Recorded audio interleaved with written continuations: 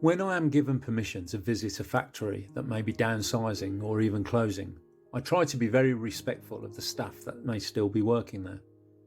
Even though I am there on business and to pick through the tools and furniture that is being sold off, I have to be aware that the remaining employees may well be facing a difficult time in their lives, or even losing their jobs.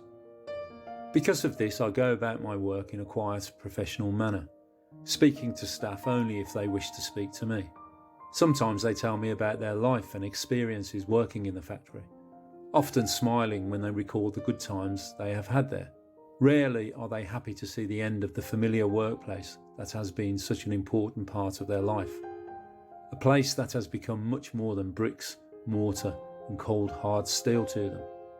More a place that paid the bills and provided for their families, as well as giving opportunities for close friendships and continuity in a world that has become so unpredictable.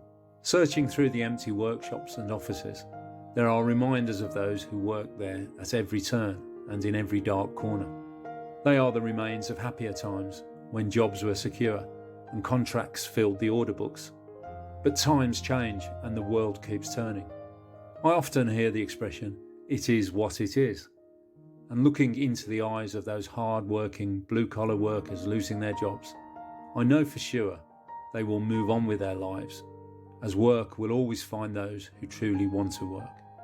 It is that certain knowledge that enables me to do my job, to pick through the artifacts left behind, ensuring they also have a future and a new home where they will once again be appreciated and used. That is the single fact that drives me on in this industry. I can save these artifacts from the skip or the scrap heap, and in doing so, preserve a tiny part of our history and heritage. When I am searching through a dying factory, I have to be aware of my own limitations.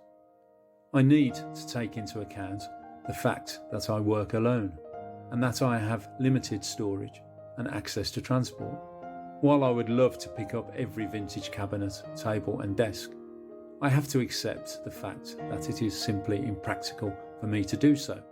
And so I close my eyes, sigh, and walk past those pieces I know I can't manage. Where I can, I pass these opportunities on to friends and colleagues in the trade who do have the infrastructure to process these larger items. In life and through experience, I have found that what goes round comes round, and I have certainly benefited from this approach in the past. So while these hard-working old buildings really are just bricks and mortar, in reality, they are far more important than that. They are part of our working class culture, our blue and white collar heritage, and most importantly of all, the history of our working lives and how our cities have been built.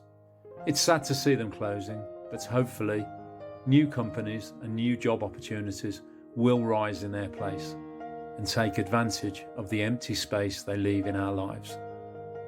Of this, I have no doubt.